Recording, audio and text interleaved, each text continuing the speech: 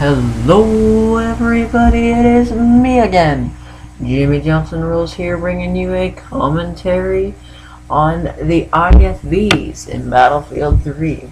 And if you're not familiar with an IFV, it's called an Infantry Fighting Vehicle. And what they do is basically they transport a ton of infantry and they pack a heck of a punch when they get there.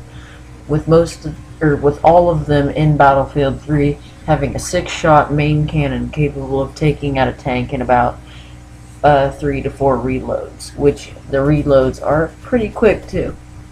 Now, there are 3 IFVs in Battlefield 3. First one is the one I'm using here, the LAV-25, and the second one is the BMP-2, which is also the only tracked one, I might add. Pretty cool. It looks pretty cool. And there's the BTR-80 or BTR-90. I'm not sure. It's 80 or 90.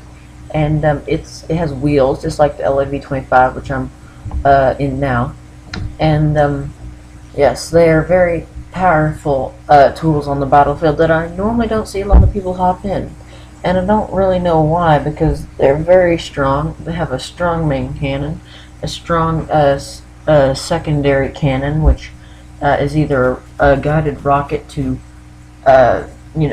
kill armor, or a guided by human rocket, which you can basically guide it where you want it to go, which I find works on armor very well too, and infantry if you care. I mean, the main gun should be reloaded if an infantry is running at you. Like, you shouldn't need to switch to the secondary guided missile and use it, because the main gun reloads so quickly.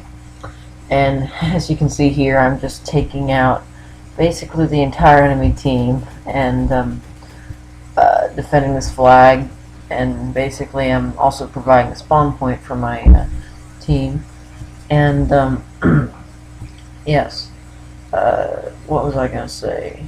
Oh yeah, this also has a shotgun secondary called the ASDF XXII or ASDF-SX shell, which basically is a little shotgun mostly for infantry purposes, and I don't use it because, well, for infantry I got the main cannon. I want to take out armor.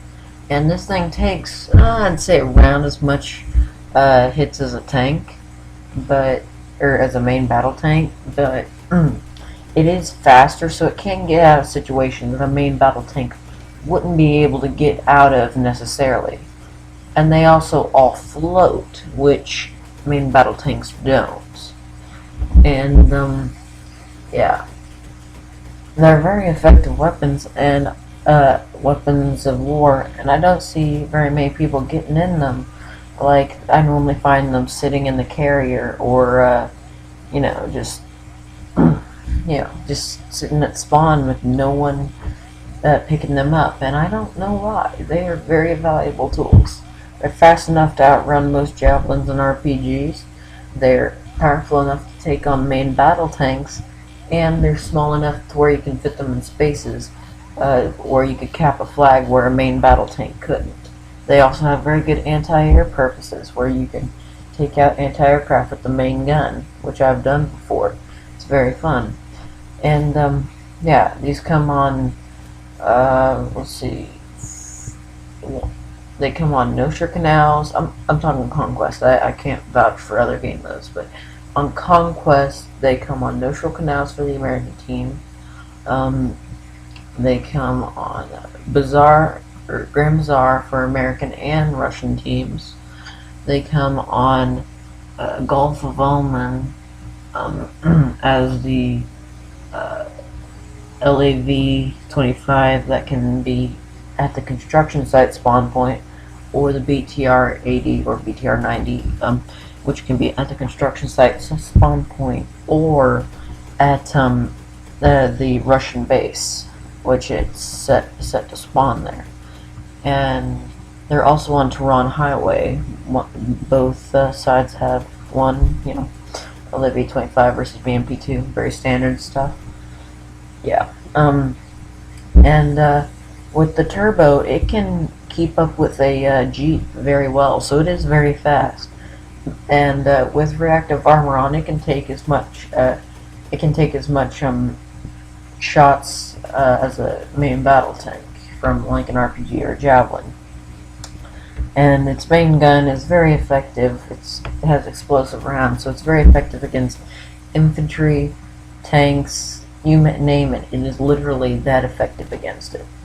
And yes, these things come on, those 4 maps: Tehran Highway, Gramzar, Gulf of Oman, and Nosher Canals on the PlayStation 3. Cannot vouch for other consoles or the computer on other game modes.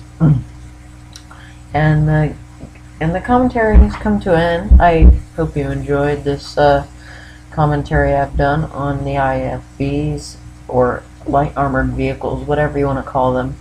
But they are very good weapons of war and should not be sat leaving in the carrier, as I actually turned the tide of battle for my team to win. And yeah, peace out.